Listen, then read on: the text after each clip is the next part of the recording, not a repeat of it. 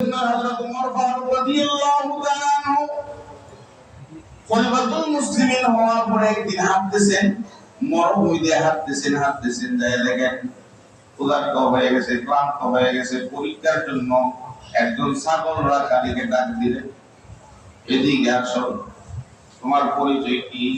আমার পরিচয় হলো এই যে ছাগল গুলা দেখতেছেন, এই ছাগল গুলার রাখাল হলাম আমি। তাহলে বলো, আমি একজন মুসাফির, মরুভূমিতে এসেছি, আমার কিছু প্রয়োজন, আমি ক্ষুধার্ত হয়ে গেলাম, আমি তোমার কাছে চাচ্ছি, আমার কাছে তুমি একটা ছাগল বিক্রি করে দাও। ওনা বেচার জিম্মাদারি তো আমার না, আমি তো মালিক না। তাহলে যদি বিক্রি না করো, তাহলে একটা ছাগল আমাকে দাও, আমি একটু দুধ দহন করে আমি নিজে পান করব, এই অনুমতিটা আমাকে দাও। রাখাল বলতেছেন, ও মুসাফির, আমি তো রাখালের মালিক না, আমি রাখাল।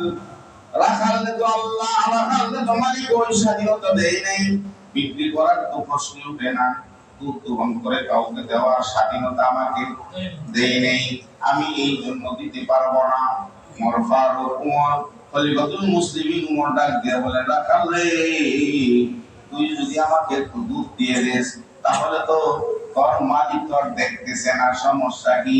একটা ছাগল যদি আমার কাছে বিক্রি করে দিস, তোর মালিক তোর দেখতেছে না, সমস্যা কি? তোর মালিক যদি না দেখে, তাহলে মালিকের কাছে কি জবাব দিব? খলিফাতুল মুসলিমিন বললেন, ও তুই মালিকের কাছে জবাব দিবি যে একটা ছাগল বাগে গিয়ে ফেলছে, মালিকও বিশ্বাস করে ফেলবে, কোনো সমস্যা নেই। পরীক্ষার জন্য রাখালকে বলতেছেন। এমন অবস্থায় রাখাল বলেন, মুসাফির, লম্বা তো কম হইছ না, জানি লম্বা মানুষ বেকল হয়। লম্বা মানুষ কি হয়? কারে কয়? খলিফাতুল মুসলিমিন ওমর রাদিয়াল্লাহু তাআলা আনহু বলতেছেন, লম্বা মানুষ বেকল হয়। ও মুসাফির, আমি না তোমাকে একটা ছাগল দিয়ে দিলাম, মালিকদের না বললাম বাগে খেয়ে ফেলছে। তবে শুনে, আমি 2 দিন দুনিয়া থেকে বিদায় হয়ে যাব, হাসরের ময়দানে উঠতে হবে।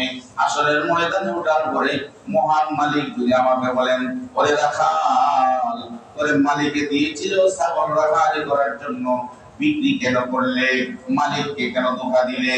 এই জবাবটা দেন। মুসাফির, তুমি যদি আমার ওই জবাবটা যদি দিয়ে দিতে পারো, ছাগল দিয়ে দিব, আর না হয় ছাগল দেওয়ার ক্ষমতা আমার নাই, আমি পারবো না। আমি রাখাল, মালিক বাড়িতে বসে আছে, আমি দিতে পারবো না, আমার আল্লাহর কাছে জবাব দিতে আছে, এই জন্য পারবো না। ওমর রাদিয়াল্লাহু তাআলা আনহু খুশি হয়ে গেলেন, আমি রাষ্ট্র পরিচালনার জিম্মাদারি পেয়েছি।